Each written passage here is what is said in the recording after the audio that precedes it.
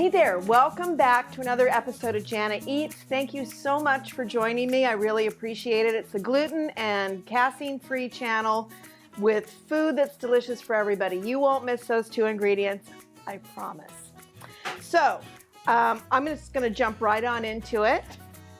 This all comes together in a food processor. So set your oven at 375 and then line a couple of mini muffin tins. I like to use the paper because who wants to wrestle a tiny little muffin out of a tiny little tin? Because it gets, then you're just eating all the wrecked ones.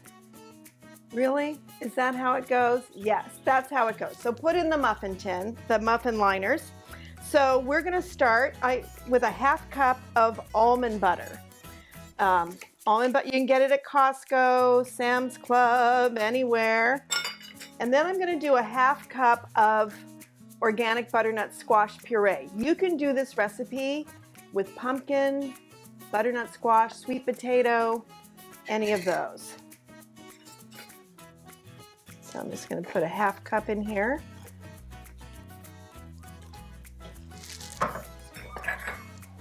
Put it right on in there. Next, we have a quarter cup of almond flour. Dump it on in. So collagen protein, I put in my coffee in the morning, and I try to put it in as many foods as possible. It is so good for your connective tissue, your skin, your joint, your hair. And I do this Ancient Nutrition multi-collagen protein, but there are a ton of great ones. This one uses several protein sources like fish, chicken, and beef. So I like this one because I get a full spectrum. But anyway, it'll up the protein powder, the protein content, not powder, of your muffins, and also give you that great collagen. And collagen's the thing in bone broth that we're all trying to get into our diets for great gut health.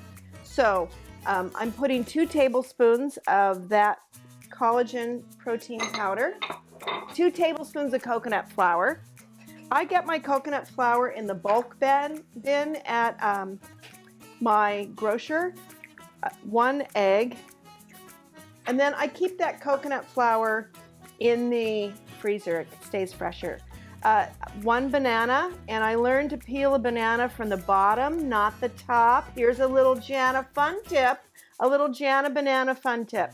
So it just peels easier, and I guess some people observed a bunch of primates eating bananas and fruit, and they peeled it from the bottom, and guess what? They were right. Those monkeys knew. So we're gonna do that. Then we're gonna move on to the spice profile. So I'm gonna add some really yummy spices that lend itself to that butternut squash profile, which is, like I said, it's kind of like pumpkin, sweet potato, that. So we're gonna do a half teaspoon of sea salt. Please make sure it's sea salt, right? We're gonna add a half teaspoon of ground ginger. I like to take the lids off of these, it's easier. Ginger is really great for your digestive system. We're gonna put a half teaspoon of cinnamon. We'll do cinnamon.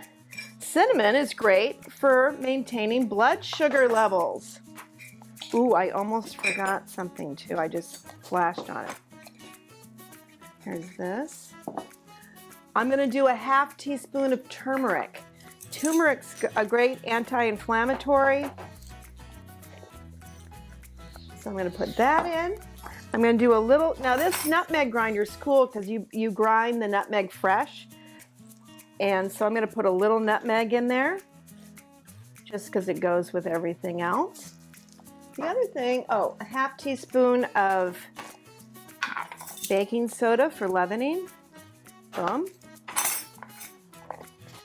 And then 2 tablespoons of maple syrup. I got this maple syrup at Costco. It's a bourbon barrel aged. It's really good. So 1, 2. Now I would, if there was no banana in this, I would have made this sugar-free with Lakanto, but because it's already got carbs and sugar in it, why not use real maple syrup? So everything's in there, and we're going to turn this on.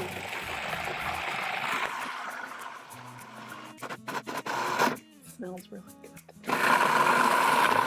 Smells like a little pie.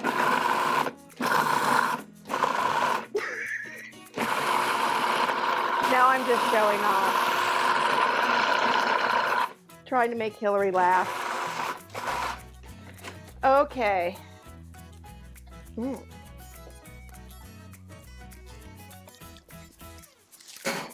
Holla! Really good. Okay, so I'm gonna fill these little old muffin tins, and I'm gonna use, I use 2 teaspoons, one to get the shmoo and the other to get it off the spoon. So I'm going to fill these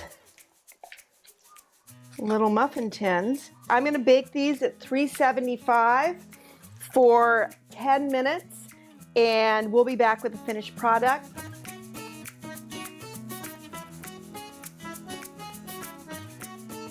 Okay, they're out of the oven. These I cooked for 20 minutes. I think I'd cook them for 18, so we'll put that on the recipe because the tops are a little brown.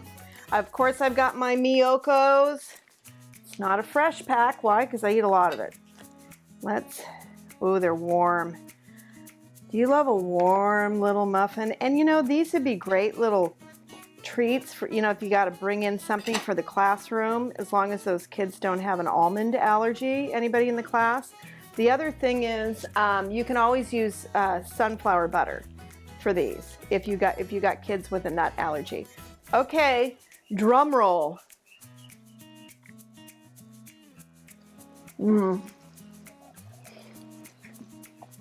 Really good and good for you. My dad used to say that. Good and good for you. Make a batch. Only cook them 18 minutes. In fact, check them after 15 would be my recommendation. I'll put it on the recipe. And come back next week for another delicious, nutritious, vitamin-enriched, yummy recipe from me. See you next week.